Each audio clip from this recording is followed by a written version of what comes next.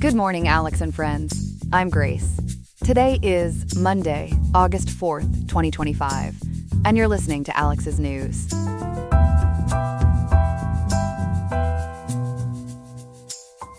The weather in Riverside will reach 92.9 degrees Fahrenheit today, with a low of 67.6 degrees. A warm day ahead, so be sure to stay hydrated and take breaks in the shade if you're spending time outdoors. Coming up, we'll delve into the significant challenges and potential impacts facing new economic policies championed by the Trump administration. And we'll explore the far-reaching implications of a new federal bill specifically crafted for the nation's gig workers, from rideshare drivers to freelance designers. All this and more coming up on Alex's News. Stay tuned.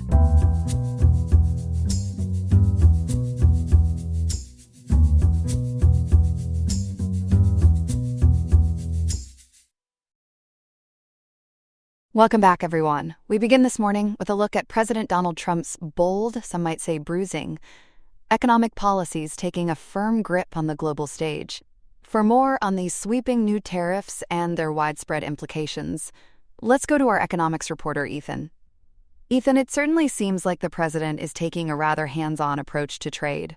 What can you tell us about these new measures? Grace, you hit the nail on the head. President Trump, now in his non-consecutive second term, has certainly been flexing his economic muscles. He has signed executive orders imposing what are being called sweeping new tariffs on imports from dozens of countries. These measures, largely set to take effect in just 3 days on August 7, 2025, are designed to completely reshape global trade. However, as reporting from NPR and TheGuardian.com indicates, they've already unleashed significant global economic fallout and triggered domestic legal challenges here in the United States. Just 3 days away. That's quite the impending deadline. Can you give us a clearer picture of these new tariffs? What kind of rates are we talking about, and which countries are being hit the hardest? Absolutely, Grace. The administration is indeed taking a, quote, muscular approach, end quote, to trade, as described by various financial news sources. We're seeing new tariff rates that range from a baseline of 10% for unlisted countries all the way up to a staggering 41% for nations like Syria. Specific rates announced by the White House on July 31st include 35% for Canada and Iraq, 25% for India, and 20% for Taiwan. And yes, some countries like Pakistan and Thailand, which both received 19%, had previously secured tariff-reducing deals. So these are not just minor adjustments, but substantial hikes. What has been the immediate reaction in global markets? I imagine there's been some financial turbulence. Turbulence is an understatement, Grace. This latest wave of tariffs has plunged global markets into widespread uncertainty, shock, and confusion. We've seen significant financial volatility. According to AZPM News, NPR, and Supply Chain Brain, stock markets in Hong Kong, London, and New York, and specifically the S&P 500 Pharmaceuticals Index, experienced slumps almost immediately following the announcements. Domestically, there are immediate fears of inflation. TheGuardian.com reports that these higher import duties are expected to translate directly into higher prices for everyday goods for American consumers, who ultimately bear the cost. We're talking about, quote, direct pass-through costs, end quote, especially on what are called intermediate goods, which are products used to produce other goods. That's a tariff IC situation for consumers. Beyond the immediate market reaction, how are other countries responding to these new trade barriers? Are we seeing any retaliatory measures? Indeed, we are, Grace. Many countries, including India, the European Union, and BRICS nations, have adopted defensive postures, implementing systematic and selective retaliatory tariffs on United States goods. This has led to what's being termed, quote, reactive diplomacy, end quote. For instance, TheGuardian.com revealed that China has been rerouting goods through Southeast Asia to circumvent United States duties, which prompted the United States to impose a 40% tariff on Vietnamese transshipments. The economic uncertainty has also increased volatility in sovereign risk premiums, leading to currency and bond yield fluctuations.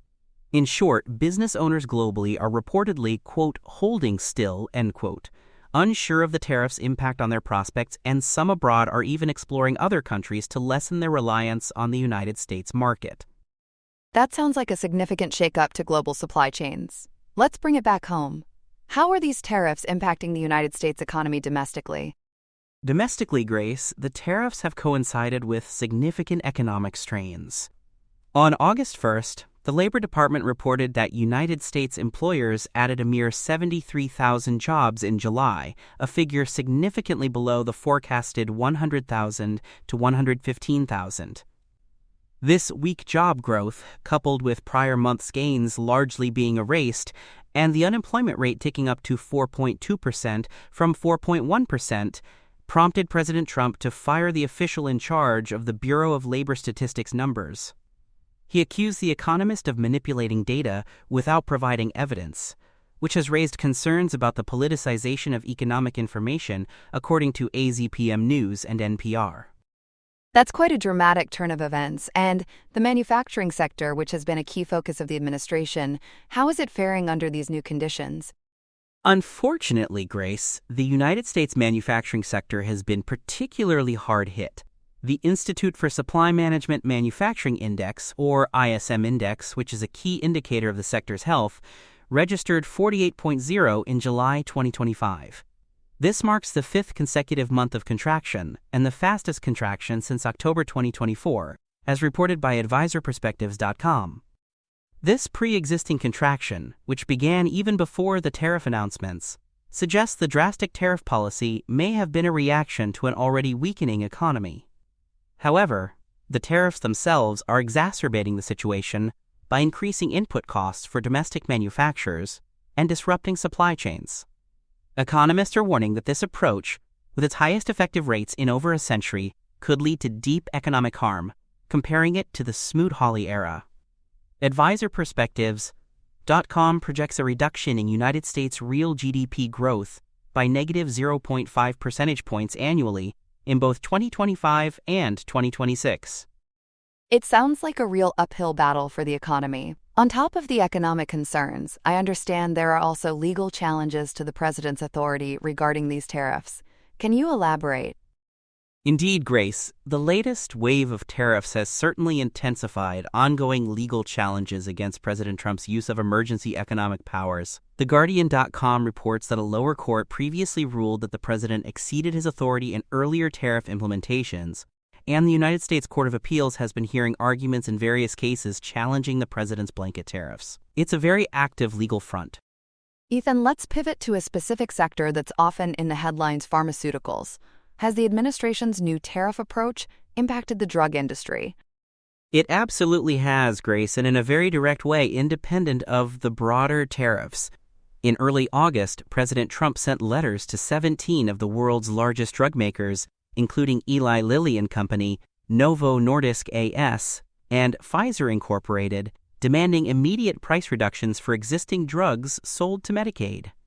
According to supply chain Brain and Politico.com, he also insisted that future medicines be launched at prices on par with overseas costs, requiring companies to provide their full portfolio of medicines at a, quote, most favored nation, end quote, or MFN, rate for all Medicaid patients. He's essentially demanding that they give the United States the lowest price available anywhere in the world. That's a significant demand. What was the pharmaceutical industry's response to this ultimatum? Unsurprisingly, it triggered an immediate sell-off in pharmaceutical stocks, with companies like Novo Nordisk A.S., AstraZeneca plc, and GSK plc all seeing drops, according to Supply Chain Brain. The industry's largest trade group, PHRMA, strongly opposed the changes, with spokesman Alex Shriver stating it would, quote, undermine American leadership, end quote, and risk losing ground to China. They consistently argue that globally linked drug prices threaten United States dominance in biomedical research and hinder patient access, while some, like AstraZeneca CEO Pascal Soriot, have broken ranks acknowledging the situation was, quote, unsustainable, end quote. The industry generally argues that high United States prices subsidize global research and development. So the industry is digging in its heels. What's the likelihood these MFN policies will actually be implemented given the resistance? Analysts, such as Evan Seigerman of BMO Capital Markets, have expressed skepticism about the administration's ability to successfully implement these MFN policies, citing potential legal challenges and lack of standing. This skepticism, Grace, is bolstered by the fact that this is a revival of a similar initiative from President Trump's first term in November 2020, which was ultimately blocked by federal courts for failing to follow proper administrative procedures. The current executive order, signed on May 12, 2025, is broader but is still expected to face significant legal battles, with experts questioning the president's direct legal authority to mandate MFN prices across various markets, as reported by Politico.com and TriageHealthLawBlog.com. It sounds like a tangled web, both economically and legally. Are there any glimmers of hope for negotiations, or is this tariff storm set to continue without reprieve? Well, Grace, while most new tariff measures are set to take effect in just 3 days on August 7th, the White House has offered a minor reprieve, delaying full implementation by a week for some. This provides countries a narrow window to negotiate more favorable conditions, according to TheGuardian.com and NPR. For instance, Mexico reportedly received a 90-day extension for a tariff deal. Taiwan's President Lai Ching-te even described his country's 20% tariff as, quote, temporary, end quote, expressing hope for further reductions if an agreement is reached. Notably, China was excluded from this latest round of tariffs entirely, as it's currently in separate negotiations with the United States to extend a previously agreed-upon truce on higher tariffs. But despite these potential negotiation pathways, economists continue to warn that the United States' current tariff approach, featuring the highest effective rates in over a century, carries a substantial risk of leading to deep and prolonged economic harm. Ethan, thank you for breaking down what is clearly a complex and evolving situation. We appreciate your insights. My pleasure, Grace. That was Ethan, with a comprehensive look at the new tariff regime, its global impact, and domestic ramifications. Up next, we'll continue our coverage of this developing story, as this is story 1 of 2. Welcome back. For our second story this morning, we're shifting gears to look at a pivotal piece of legislation that could reshape the future of work for millions. We're talking about the Gig Worker Bill 2.0, and joining us to break down all the details is our reporter, Chloe. Chloe, thanks for being with us. Happy to be here, Grace. This bill, officially known as the Empowering App-Based Workers Act, is certainly driving a national debate. It was introduced in the U.S. Senate on July 24, 2025, by Senators Brian Schatz from Hawaii and Chris Murphy from Connecticut. The goal, according to organizations like NELP.org and HRW.org, is to bring more transparency and fairness to gig workers, many of whom are people of color who often struggle to earn a living wage and lack basic labor protections. So this is a significant piece of legislation. What is its current standing in the Senate? Well, initially, there was some misunderstanding. While some sources suggested it had passed a key committee, reporting from Gemini Flash indicates that as of today, August 4, 2025, the bill S.2488 has only been referred to a Senate committee. It's still in its very early stages, and frankly, according to the Flex Association and TechPolicy.press, its prospects appear limited for now. I see. So it's still got a long road ahead. What are some of the key provisions this bill hopes to put into place? The bill includes several critical mandates. For example, it demands algorithmic transparency, meaning companies would have to disclose how their algorithms decide everything from wages to work assignments and even suspensions, countering those, quote, hidden rules, quote, according to NELP.org. For rideshare drivers, it guarantees at least 75% of each passenger fare to limit algorithmic wage setting. The bill also prohibits unequal pay for equal work, sets clear limits on sensitive data collection, and mandates detailed weekly pay statements and per-job receipts to prevent wage theft. It also requires public reporting to the Department of Labor for oversight and establishes a federal floor for protections, allowing states to enact even stronger measures. Finally, it bans deceptive practices in interfaces that obscure worker compensation. That's a lot of ground it covers. At the heart of this, though, seems to be the ongoing debate about worker classification. Can you explain that core conflict? Absolutely, Grace. The central issue is whether gig workers should be classified as, quote, independent contractors, quote, or quote, employees. Quote, as independent contractors, they often miss out on traditional benefits like minimum wage, health insurance, paid leave, and unemployment benefits, as noted by HRW.org and EPI.org. Advocates like Human Rights Watch argue this exploits workers, with some in Texas earning as little as $5.12 an hour after expenses, far below a living wage.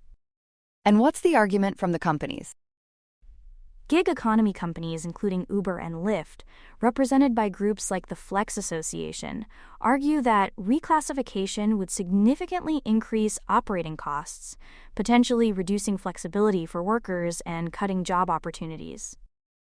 They contend that many gig workers prefer the flexibility of their current status. Some lawmakers, such as Senators Bill Cassidy and Tim Scott, have even proposed alternative legislation to offer portable benefits to gig workers without classifying them as full-time employees, which sounds like they are trying to offer a, quote, lighter load, quote, solution. This sounds a lot like the situation we've seen play out at the state level, particularly in California. How does this federal bill compare to California's Proposition 22? That's a great point, Grace. California's Proposition 22, which was heavily funded by gig companies and upheld by the California Supreme Court last year on July 25, 2024, created exemptions for app-based drivers, keeping them as independent contractors, but offering some alternative benefits. These include a guaranteed earnings floor, mileage reimbursement, and healthcare stipends, but not traditional employee benefits like overtime or paid sick leave. The Federal Empowering App-Based Workers Act differs significantly. It doesn't necessarily force reclassification to employee status, nor does it offer the full array of traditional benefits. Instead, as NELP.org reports, it focuses on greater transparency, fair compensation guarantees, and limits on algorithmic control to prevent wage theft and ensure a fairer share of the fare. So it's more about transparency and a fair take-home than a complete classification overhaul? Exactly. It's about ensuring a fair playing field within the existing independent contractor model. Now, as for the economic impacts, under California's Proposition 22, analyses by nationalequityatlas.org suggest driver earnings can be as low as $2.60 to $7.12 per hour after expenses, despite proponents' claims of a minimum wage floor. Uber and Lyft also increased consumer prices in California to cover their costs, as reported by the Los Angeles Times. And what about the impact of the federal bill? The federal bill's 75% fair guarantee and equal pay provisions are designed to significantly improve worker compensation and combat wage theft. This could potentially lead to some increase in consumer prices for rideshare and delivery services, as companies might pass on costs. However, the bill primarily aims to hold companies accountable and limit their, quote, take rate, quote, which would necessitate operational and financial adjustments for these platforms. It's less about the sky falling and more about ensuring a fairer distribution of the earnings pie. And how does the bill specifically prevent companies from manipulating fares to undermine that 75% guarantee? That's a critical question, Grace. The bill includes several mechanisms. It limits companies' ability to use their proprietary algorithms to arbitrarily lower base fares, ensuring the driver's share is based on a transparent total fare.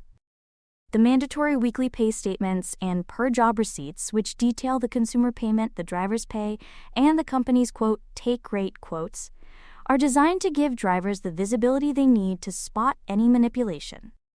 Public reporting to the Department of Labor also provides oversight, allowing regulators to monitor pricing practices and identify manipulation. That makes a lot of sense. So if this bill were to pass, what would the enforcement look like? it has strong enforcement mechanisms, Grace.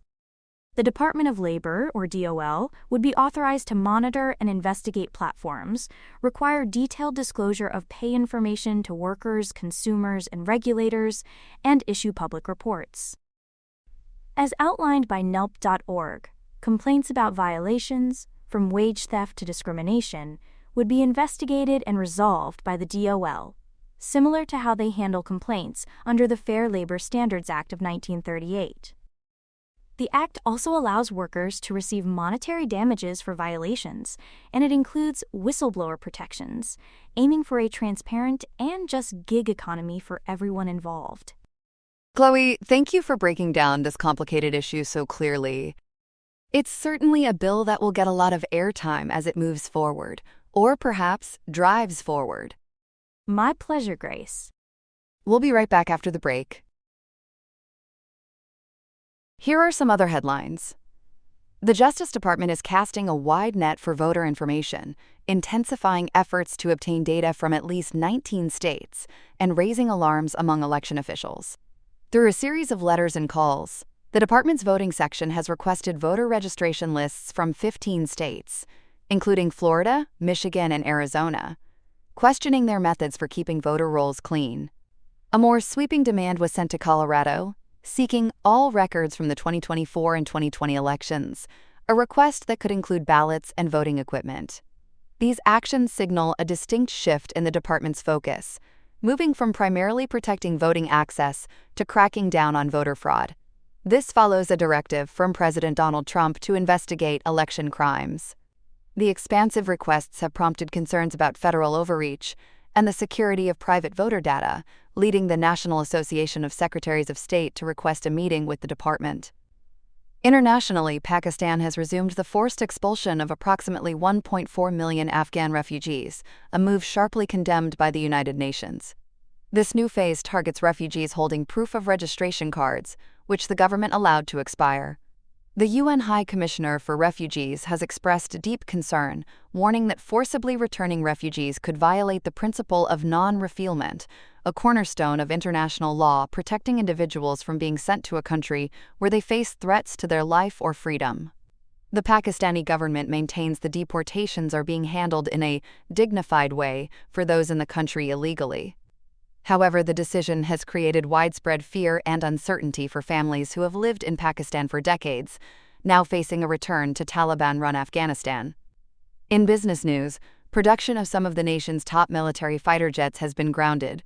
Over 3,200 Boeing workers are on strike at 3 facilities in Missouri and Illinois, halting assembly lines for the F-15, F/A-18, and other key military aircraft. The International Association of Machinists and Aerospace Workers walked off the job after overwhelmingly rejecting a second contract offer from the aerospace giant. The union says the offer, which included a 20% wage increase, failed to adequately address demands for better job security and benefits. Boeing has activated a contingency plan to continue operations with non-union employees, but a prolonged strike could have significant financial repercussions for its defense division. In Las Vegas, the Culinary Workers Union has a full house. For the first time in its 90-year history, all major casinos on the Las Vegas Strip are now unionized. This monumental victory was sealed with recent agreements at the Venetian and the new Fontainebleau Casino, 2 properties that had previously resisted unionization. This success caps off a series of negotiations that secured a landmark 32% pay increase over 5 years, bringing the average hourly wage to $35 by the end of the contract. The agreements also include reduced workloads and enhanced safety protections, solidifying the union's status as a major political and economic force in Nevada. And there's a Lone Star walkout in Texas, where more than 50 Democratic state lawmakers have fled to Illinois to deny the state house a quorum. Their goal is to block a Republican-led effort, championed by President Trump, to redraw the state's congressional maps to create 5 new GOP-leaning districts. This is the second time in 4 years Texas Democrats have used this tactic. The lawmakers face daily fines for breaking quorum, but their strategic choice of Illinois places them under the welcome of Democratic Governor J.B. Pritzker. Democrats accuse Republicans of holding crucial disaster relief hostage for the 135 people killed in recent flooding, using the special session as political cover to push their partisan gerrymander. That's all we have for now. Today's episode was made by Alexander King with Claude Sonnet 4.0, Gemini Pro 2.5, Gemini Flash 2.5, and Google Cloud Text-to-Speech. I hope you have a great day. I'll see you tomorrow, Alex.